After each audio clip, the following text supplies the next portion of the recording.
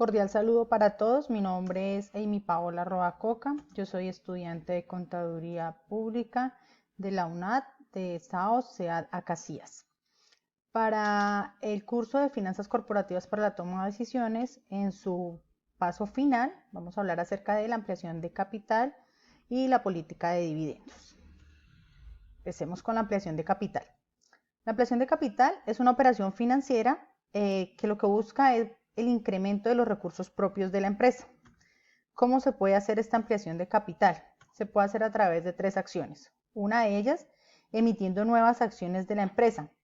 En este caso, lo que se hace es que las acciones nuevas puedan ser compradas por los accionistas que ya hacen parte de la empresa o por nuevos accionistas.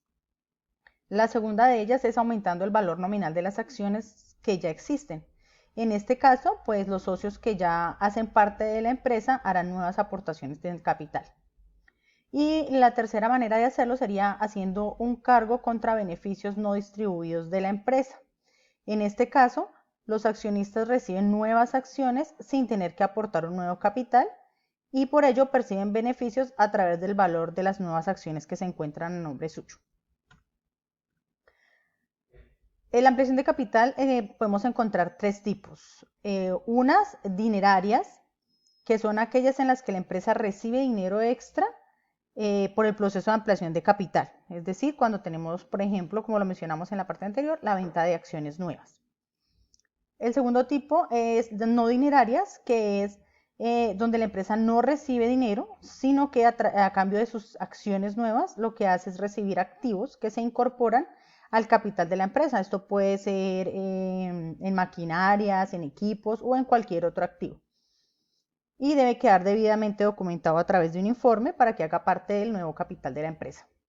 Y el tercer tipo sería la compensación de créditos, en cuyo caso consiste en comprar deudas a cambio de recibir acciones. Entonces, a nuestros acreedores le podemos pagar con acciones. ¿Quién puede solicitar la ampliación del capital? La ampliación del capital puede ser solicitada por el administrador de la empresa, de la sociedad o por el consejo de administración o por cualquier socio que posea más de un 5% de las acciones del grupo accionista. Siempre que se vaya a hacer esta solicitud de ampliación de capital, se debe contar con un informe técnico en el cual se especifiquen los modos por los cuales se va a generar la ampliación y el por qué se puede solicitar la ampliación. O sea, debe estar debidamente justificada para poderla solicitar. Pero existe un riesgo. El riesgo se llama efecto dilución. Este riesgo va dirigido a la pérdida de valor que sufren los accionistas. ¿Por qué? Al momento de la ampliación del capital, al emitir más acciones, como lo podemos ver en esta gráfica que puse acá de ejemplo, lo que hace es que tenemos más acciones, pero tenemos más participaciones, entonces al inversor o al accionista se le va a pagar un poco menos por el valor de la acción porque los accionistas van a ser mayores. Entonces ese sería su riesgo. Vamos entonces a hablar ahora acerca de la política de dividendos. Esta política de dividendos en una empresa lo que hace es estructurar el pago de los dividendos a los accionistas. ¿Y qué debe buscar la política de dividendos? Pues debe ser orientada al incremento del valor del mercado y las acciones. Con ello lo que queremos hacer es cubrirle la espalda a los accionistas de la empresa. Tiene tres características las políticas de dividendos y es que están creadas como estrategias corporativas e integrales, no se está obligado a reembolsar a los accionistas solo por dividendos y su orientación se encamina a evitar el deterioro del capital y a la protección de los acreedores.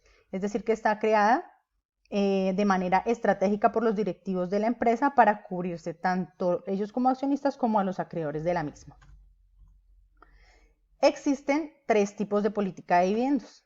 La política de dividendos estable, que indica que sin importar las ganancias que suban o bajen, el pago es constante a los accionistas, dándole seguridad para recibir su dividendo.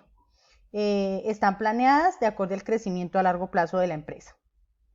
En cuanto a la constante, lo que refiere es que los accionistas recibirán un porcentaje fijo que va de acuerdo a las ganancias de la empresa para cada año. Es decir, que son volátiles, es decir, variables. No todos los años se va a recibir el mismo porcentaje porque se denomina constante debido a eso.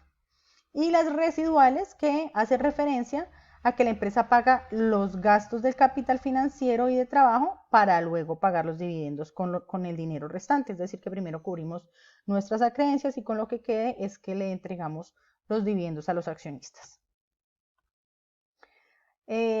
Los factores de la política de dividendos están relacionados de la siguiente manera. Hay unas restricciones legales que hablan debido a las restricciones de la norma, ¿no? Es hacer cumplimiento de la legalización del pago de dividendos de acuerdo a la norma establecida, tanto interna como externa, en cada una de las empresas.